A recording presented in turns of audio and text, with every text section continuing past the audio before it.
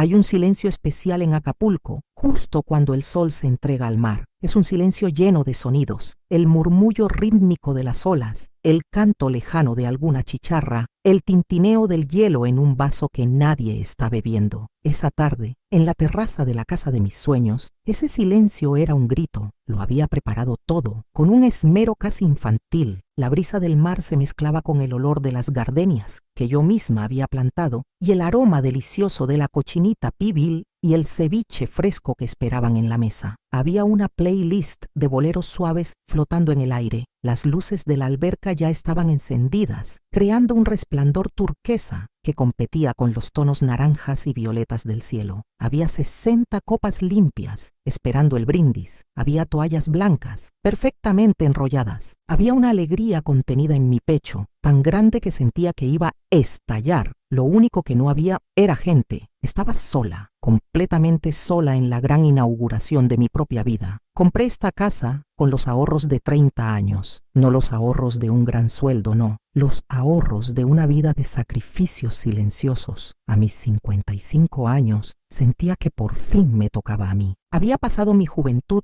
criando a mis 3 hijos, noches en vela, fiebres, tareas, festivales del Día de las Madres. Había dedicado mi madurez a apoyar el negocio de mi esposo, siendo su contadora no oficial, su administradora, su psicóloga, sin recibir nunca un sueldo, solo un «gracias, mi amor, ¿qué haríamos sin ti?». Había cuidado a mis padres hasta su último aliento, cambiando sus pañales como ellos habían cambiado los míos. Siempre fui el pilar, la red de seguridad, el puerto seguro al que todos volvían cuando las cosas se ponían difíciles, la que organizaba las navidades, la que recordaba los cumpleaños, la que prestaba dinero que nunca le era devuelto. Y nunca me quejé. Creía que esa era mi función en el mundo. Creía que el amor era eso, dar sin esperar. Pero en el fondo de mi alma anidaba un sueño con olor a sal y a bloqueador solar. Una casa en Acapulco, un lugar que fuera solo mío, un refugio donde por fin alguien cuidara de mí y esa persona fuera yo misma. Cuando firmé las escrituras, sentí que estaba firmando mi propia declaración de independencia. La casa era preciosa, blanca, con techos de palapa, espacios abiertos que dejaban entrar la luz y la brisa. La llamé mi refugio y quise compartir mi alegría, mi logro, con la gente que más amaba. Les envié un mensaje al grupo de chat de la familia. Aún lo recuerdo. Lo escribí con los dedos temblando de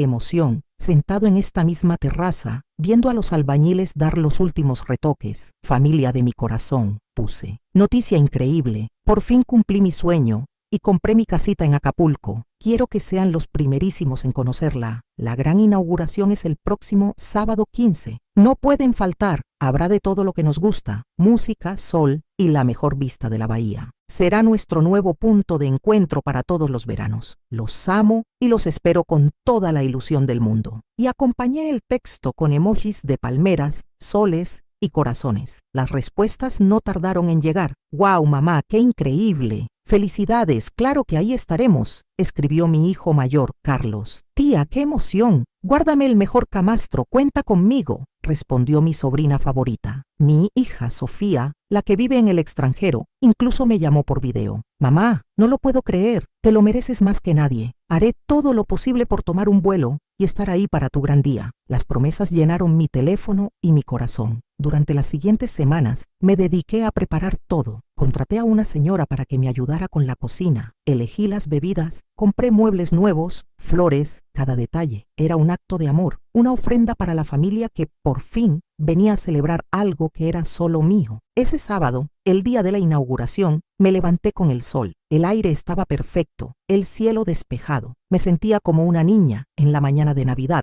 A las 2 de la tarde, todo estaba listo. La comida desprendía un aroma delicioso. La música sonaba. La casa brillaba de limpia. Y entonces me senté a esperar. Dieron las 3, la hora de la cita. Nadie. Bueno, pensé, el tráfico de la carretera del Sol siempre es terrible. Dieron las 4. El sol empezaba a bajar. Nada. A las 4:30 llegó el primer mensaje. Era de mi cuñada. «Isabela, ¿qué crees? Se nos complicó horrible. Pablito se sintió mal del estómago. No vamos a poder ir. 1000 disculpas. ¿Nos mandas fotos?» Sentí una pequeña punzada de decepción, pero la entendí. Los niños son impredecibles. A las 5, un mensaje de mi hijo Carlos. «Mamá, perdón. salió un problema gigante en la oficina y me tuve que regresar. Te juro que me muero de ganas de estar ahí. Te marco mañana. La punzada se hizo más fuerte. A las 6, mi sobrina. Tía, se me acaba de bajar la presión. Me siento fatal. No llego. Te quiero. Y así, uno por uno, los mensajes fueron llegando. Excusas vagas, disculpas apresuradas. Mi hija Sofía ni siquiera mandó un mensaje. El sol comenzó a tocar el horizonte, pintando el cielo de colores imposibles. La mesa seguía intacta. Las 60 copas seguían vacías. Yo seguía sola. El bolero en la bocina ahora sonaba como una burla. Comprendí, con una claridad que me rompió el alma, que no había sido una casualidad, no había sido mala suerte, había sido una decisión. Ninguno de ellos había decidido venir. Mi sueño, mi logro, mi día, no había sido la prioridad de nadie. Me levanté de la silla y caminé hasta el borde de la terraza. El mundo se sentía vasto y yo insoportablemente pequeña. Me abracé a mí misma, tratando de contener el temblor de mi cuerpo, y entonces, en la quietud de mi desolación, vibró mi teléfono. Pensé que sería otra disculpa tardía. Lo saqué sin ganas. Era una notificación de Instagram. Una de mis sobrinas acababa de subir una foto. La abrí y en la pantalla de mi teléfono vi por qué nadie había venido. Vi dónde estaban todos. Y la verdad era una puñalada. Esa noche en esa terraza entendí que estaba completamente sola, pero quizás no lo estoy. Me gustaría saber que hay alguien ahí escuchando. Por favor, déjenme un comentario y díganme desde qué ciudad y país me están viendo. Suscríbanse y denle me gusta a este video, porque esta es una historia que necesita ser contada. Necesita llegar a mucha gente que, como yo, ha dado todo y se ha sentido invisible. Su apoyo me da la fuerza para seguir. La imagen en la pantalla de mi teléfono era nítida, brillante y cruel. Era una selfie grupal, tomada con ese ángulo ligeramente contrapicado que busca favorecer a todos. Y ahí estaban, todos ellos. Mi hijo Carlos, con su esposa sonriendo como si acabara de ganar un premio. Mi hijo menor, Rodrigo, abrazando a su novia. Mi hija Sofía, que supuestamente no podía tomar un vuelo, con el brazo sobre los hombros de mi sobrina, la de la presión baja. Mis hermanos, mis cuñadas, todos, estaban en el jardín de la casa de mi cuñado Ezra, el hermano mayor de mi esposo, el patriarca no oficial de la familia, desde que mis suegros habían envejecido. Al fondo se veía una pancarta que decía «Felices 80, Ezra», y la leyenda de la foto publicada por mi sobrina hacía apenas una hora era un puñal de azúcar, celebrando a nuestro querido tío Ezra, la familia siempre unida en lo importante. Me quedé sin aire. No fue solo que no vinieran a mi fiesta, fue que me mintieron, todos ellos, de forma coordinada, para ir a otra fiesta. Una fiesta que, evidentemente, consideraban más importante que mi sueño, la celebración de un hombre que ya lo tenía todo, en lugar de la celebración de una mujer que por primera vez en su vida se había atrevido a tener algo para ella, sola. El dolor que sentí en ese momento fue algo físico. Fue una opresión en el pecho tan intensa que me tuve que sentar en uno de los camastros, el teléfono temblando en mi mano. Sentí las lágrimas, calientes y amargas, resbalando por mis mejillas. No eran lágrimas de tristeza, eran lágrimas de rabia. La rabia de la tonta, de la ingenua, de la que siempre cree en la bondad de los demás, hasta que la realidad le estrella la puerta en la cara. La noche cayó sobre Acapulco, pero yo no encendí más luces. Me quedé en la penumbra de la terraza, con la única compañía del sonido de las olas y el desfile de mis propios fantasmas. Y los recuerdos llegaron, no como una película nostálgica, sino como un fiscal presentando pruebas en mi contra. Prueba A, la empresa de Carlos. Hace 10 años, mi hijo mayor, Carlos, quería emprender. Tenía una idea brillante, decía, pero los bancos no le daban crédito. Vino a mí: mamá, solo necesito un empujón, un capital semilla. Te juro por mi vida que en cuanto la empresa despegue, te lo devuelvo con intereses. Yo tenía un dinero guardado, la pequeña herencia que me dejó mi madre. Era mi colchón, mi seguridad.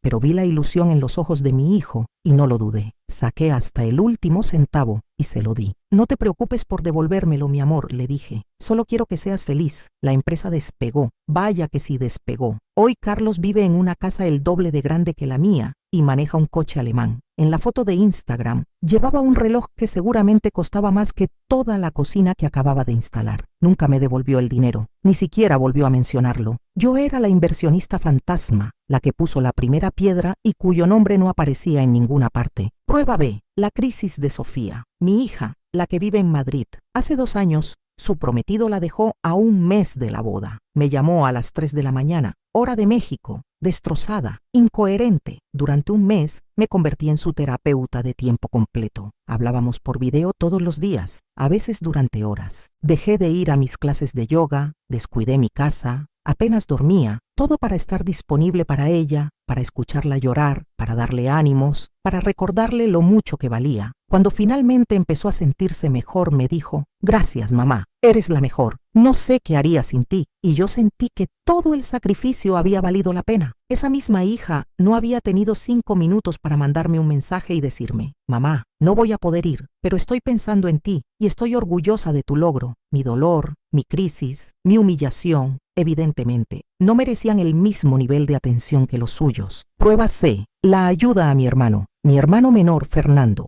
el eterno Peter Pan. Su esposa lo había dejado, un tema recurrente en mi familia al parecer, y él se vio superado por la situación de cuidar a sus 2 hijos pequeños. «Isa, por favor, solo un par de semanas mientras me organizo», me suplicó. Esas 2 semanas se convirtieron en 3 meses. 3 meses en los que mi casa se convirtió en una guardería, mi rutina en un caos. Yo, que ya había criado a mis 3 hijos, me vi de nuevo cambiando pañales, preparando biberones, corriendo al pediatra. Lo hice como siempre sin pedir nada a cambio, porque para eso está la familia. Cuando finalmente su exesposa regresó y se llevó a los niños, mi hermano me dio un abrazo y me dijo: «Me salvaste la vida en Maliná, hermanita, te debo una». Nunca me la pagó, ni siquiera se dignó a responder a mi invitación. Uno por uno, los recuerdos se apilaban, formando una montaña de evidencia irrefutable. Yo no era el pilar de mi familia, yo era su bodega de recursos, la proveedora de dinero, tiempo, apoyo emocional y servicios gratuitos. Era el restaurante siempre abierto, el hotel que nunca cobra, el banco que no pide intereses. Y lo peor de todo, la culpa era mía. Yo les había enseñado que podía dar infinitamente sin recibir nada. Les había enseñado que mis necesidades, mis sueños, mis deseos siempre estaban en el último lugar de la lista. Les había enseñado que yo no importaba. La foto en Instagram no era una traición. Era simplemente la graduación de una lección que yo les había impartido durante 30 años. A la mañana siguiente, el dolor se había transformado en una calma helada. La casa, que la noche anterior me pareció una tumba, ahora se sentía como una fortaleza. Mi fortaleza. Estaba recogiendo los restos de la fiesta que no fue, tirando a la basura kilos de comida deliciosa, cuando sonó el teléfono. Era un número desconocido, pero contesté. La voz al otro lado era profunda, autoritaria. La voz de mi padre. «Isabela, hija, ¿cómo estás?». No preguntó por la fiesta, no se disculpó por no haber venido. Él nunca lo hacía. Sus excusas siempre eran de estado. «Tuve una reunión impostergable con gente del gobierno, ya sabes cómo es». Asentí en silencio,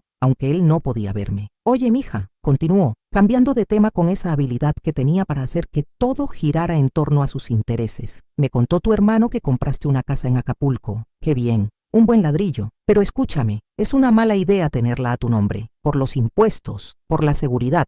Mira, lo que vamos a hacer es esto. La vamos a poner a nombre de la sociedad familiar. Yo le digo a mi abogado que prepare los papeles. Tú solo firmas. Así la protegemos. Es una buena inversión para todos». Escuché sus palabras y, por primera vez en mi vida, no oí a mi padre. Oí a un depredador. Vio mi sueño, mi pequeño acto de independencia, y su primer instinto fue absorberlo, controlarlo, convertirlo en un activo más de la sociedad familiar, la misma sociedad que se había olvidado de mí el día anterior, la misma sociedad que me había tratado como a una empleada sin sueldo durante décadas. Sintió mi silencio. «Bueno, estás ahí, Isabela. Es lo más inteligente, créeme». Y en ese momento, algo dentro de mí, un interruptor que había estado oxidado por años de desuso, finalmente cambió de posición. La vieja Isabela, la que hubiera dicho: «Sí, papito, lo que tú digas», murió en esa llamada. Respiré hondo. El aire de Acapulco llenó mis pulmones, un aire de sal y de libertad. «No, papá», dije, y mi propia voz me sonó extraña, firme, desconocida. Hubo un silencio atónito al otro lado de la línea. «¿Cómo que no?», preguntó incrédulo. «No», repetí, y esta vez la palabra salió con más fuerza. «Gracias por el consejo, pero no. La casa se queda a mi nombre. Es mía». Hice una pausa, saboreando el poder de esa pequeña palabra de 2 letras. Y sobre la sociedad familiar, creo que a partir de hoy voy a necesitar que se haga una auditoría de mis aportaciones durante los últimos 30 años. Tenemos que hablar de muchas cosas. Te llamo luego. Y antes de que pudiera responder, antes de que pudiera empezar a gritar como solía hacer cuando no obtenía lo que quería, Colgué el teléfono. El acto de colgarle a mi padre fue, quizás, el primer ladrillo real que puse en la construcción de mi nueva vida. Me quedé de pie, en medio de mi casa vacía, con el corazón latiéndome con fuerza, no de miedo, sino de una extraña y aterradora euforia. El juego había cambiado, y yo, por fin, iba